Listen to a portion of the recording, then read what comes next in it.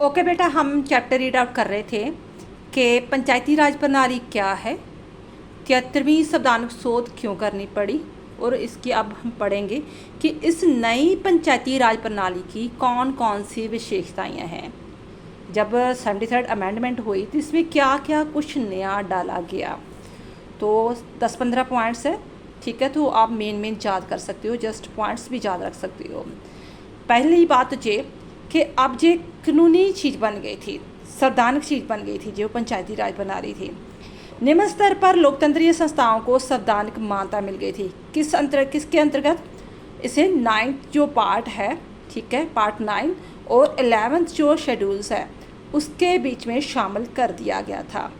हमारा जो संविधान है, कॉन्स्टिट्यूशन है, वो उसमें पार्ट्स है ना। जैसे पहले जो बना था 22 पार्ट्स थे, 357 तक जो कह लो उसके शेड्यूल थे, तो उसके जो 9th पार्ट है उसमें इसे शामिल किया गया है। तो 11वीं अनुसूची से क्वेश्चन भी आ जाता है किस भाग में है और किस अनुसूची में है, ठीक है।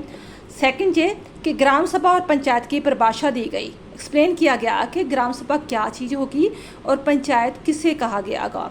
और ये किस में कहा गया? आर्टिकल 243B एंड 243D में इसको डिस्क्राइब किया गया कि ग्राम सभा वो होगी जो लोग वहाँ के रहते हैं और अपनी उसमें वोटर कार्ड में उसका नाम दर्ज होगा। और नेक्स्ट 3 स्तरीय पंचायती राज प्रणाली के जो 3 टायर सिस्टम क्या होगा। 3 टायर सिस्टम आपको पता है कि सबसे नीचे वाली क्या होगी, उसे बोला जाएगा ग्राम पंचायत, जो गांव के लोग रहते हैं और उसका वोटर कार्ड में नाम दर्ज है, ठीक है। उसके ऊपर आते हैं ब्लॉक सतर वाले, ब्लॉक जिसे पंचायत भी बोला जा सकता है। और तीसरा जो सबसे ऊपर वाला टॉप है उसे बोला जाएगा जिला परिषद, ठीक है। आप ऊपर से नीचे या नीचे से ऊपर जा सकते हो। अगर नीचे से ऊपर जाना है तो पहले ग्राम पंचायत, फिर ब्लॉक पंचायत और देन आफ्टर जिला परिषद। जो ऊपर से नीचे आना है तो जिला परिषद, देन आफ्टर ब्लॉक पंचायत, फिर ग्राम पंचायत। और पंचायतों की रचना किसके द्वारा की जाएगी? विधानमंडल के द्वारा। जैसे हमारे पंजाब में पंजाब के द्वारा करवाई जाती है, लेजिस्लेटिव काउंसिल के द्वारा। आपकी जो स्टेट होगी उसके द्वारा करवाई जाती है पंचायतों की रचना। नेक्स्ट है जो आर्टिकल क्या है, 243C में इसका वर्णन किया गया है। ये चीज़ें याद रखना कि पंचायत प्रणाली का वर्णन किस भाग में किया गया है? पार्ट 9 अनुसूची 11। और आर्टिकल कौन कौन सी है? 243B, C and D। कौन सी अमेंडमेंट है? 73 अमेंडमेंट, ठीक है। और क्या क्या चीज़ इसमें इंक्लूड की गई कि जो भी आपने ग्राम पंचायत के या ब्लॉक पंचायत के या जिला परिषद के मेंबर चुनने हैं, जो भी करने हैं, वो आप सीधे प्रत्यक्ष वोटों के द्वारा चुनोगे। और उसका चुनाव कौन करेगा? इलेक्शन कमिश्नर करेगा। वही आपको डेट फिक्स करेगा।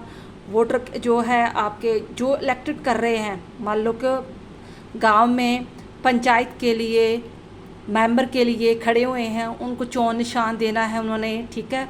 बूथ कौन सा होगा, किस दिन इलेक्शंस होगी, सारा कुछ कौन डिसाइड करेगा? इलेक्शन कमिश्नर करेगा। स्टेट का इलेक्शन कमिश्नर करेगा। किसकी सलाह मशवरा से? जो स्टेट का राज्यपाल है या गवर्नर है उसकी सलाह मशवरे से, ठीक है। और 7th पॉइंट है विधानमंडल तथा संसद के सदस्यों का पंचायती राज संस्थाओं में प्रतिनिधित्व। जो हम MLA बोलते हैं ना, या MP बोलते हैं, MLA जो राज्यसभा के होते हैं, MP जो हम सेंटर के स्टेट के लिए गवर्नमेंट के लिए भेजते हैं, वो भी इसमें इंक्लूड हो सकते हैं। देन आफ्टर ग्राम स्तर और मध्यम स्तर की पंचायतों के अध्यक्षों को अपने से ऊपरी पंचायतों पर प्रतिनिधित्व देने की व्यवस्था भी की गई है। और 9th पॉइंट है कि ग्राम स्तर की पंचायत के अध्यक्ष का चुनाव और उसे पद उचित किया जाना।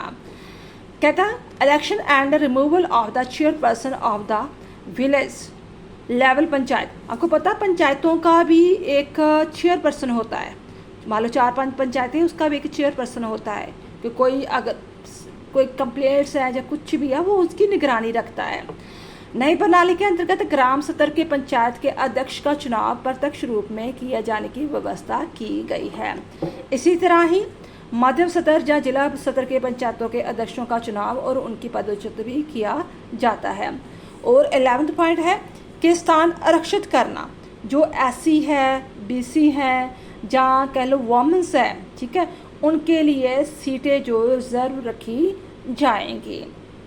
नेक्स्ट है कि हर साल कह लो कि 5 साल तक जो भी आपका चुनाव होगा, चुनाव 5 साल तक रहेगा, ठीक है। तो 5 साल जब होने वाले हो तो उसके 6 महीने से पहले पहले अगर आपको इलेक्शंस करवाना ज़रूरी है, यानी कि टर्म कितनी है, 5 ईयर्स।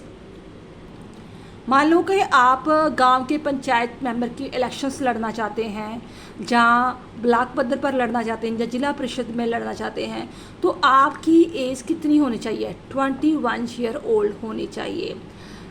जब मान लो आप मेंबर बन जाते हैं तो आपका दायित्व क्या है, आपको कौन सी शक्तियाँ मिली हुई हैं। फर्स्ट ऑफ ऑल तो आपने इकोनॉमिकल सोशल तौर पर विकास करना है समाज का, देश का, और जो भी जितनी भी हमारी 11वीं अनुसूची में इस चीज़ का वर्णन किया गया है कि क्या क्या आप गांव के लिए ब्लॉक पद्धर पर या जिले पद्धर पर जब जो भी आप मेंबर बने हुए, आपने क्या क्या काम करने हैं, वो आपको डिस्क्राइब करके दिए गए होते हैं।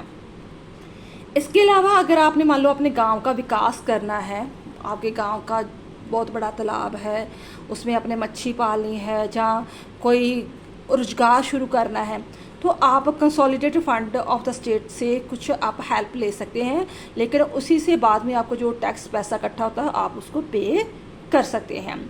वित्तीय योग का निर्माण, वित्तीय योग होता है जो पैसे फाइनेंशियल तौर पर हेल्प करता है, वो भी गवर्नर के द्वारा नियुक्त किया जाता है। पंचायतों के चुनाव के मामले में न्यायिक हस्तक्षेप से मुक्त, जब आप इलेक्शंस होती है उसमें जो सुप्रीम कोर्ट या हाई कोर्ट है वो इसमें इंटरफियर नहीं करते। मान लो कि मेरे गांव में कोई ऐसी लड़ाई झगड़ा हुआ है, ठीक है, तो सरपंच ने उसका जो फैसला सुना दिया तो उसे फाइनल माना जाएगा अगर लोगों की सहमति से ये चीज़ें हो चुकी है। वर्तमान कानून को जारी रहा जाएगा, वर्तमान पंचायतों को जारी किया जाएगा। कुछ क्षेत्रों के लिए अपवाद, कुछ क्षेत्रों में ये जब 73 अमेंडमेंट हो चुकी थी तो ये वार्निंग दी गई थी कि पूरे इंडिया में पंचायतें लागू होगी, लेकिन कुछ स्टेटों को छोड़ा गया था कि कुछ रीज़न थे। किन किन स्टेटों को छोड़ा गया था, ये भी क्वेश्चन आ जाता था। मणिपुर के राज्य के पहाड़ी क्षेत्रों को छोड़ा गया क्योंकि वहाँ पर पंचायतें नहीं हैं, गांव नहीं हैं, छोटे छोटे तो है, आपको देखो तो 1-2 MP आते हैं वहाँ से, इतने छोटे छोटे हैं स्टेट वगैरह, तो वहाँ सीधे जिला परिषद है, ठीक है। इसी तरह ही पश्चिमी बंगाल के जो दार्जिलिंग ज़िले के हैं उनमें भी पंचायतें लागू नहीं होती। इसी प्रकार नागालैंड, मेघालय और मिजोरम, वहाँ पर भी पंचायतें लागू नहीं, अगर वो चाहते हैं तो लागू हो सकती है। तो आई होप आपको समझ में आ गया होगा कि जो 73 अमेंडमेंट है उसके अकॉर्डिंग जो पंचायतें हैं, या ब्लॉक समिति है, या जिला परिषद है, क्या क्या काम करती है, किस आर्टिकल के दौरान है, कौन सी अनुसूची है, किस जो है पार्ट है, कौन सा पार्ट है, ठीक है, और कहाँ कहाँ अभी भी पंचायतें लागू नहीं हुई। ये मेन 5-7 क्वेश्चन वगैरह है इसमें, तो आई होप आपको अंडरस्टैंड हो गए होंगे। थैंक्स बेटा।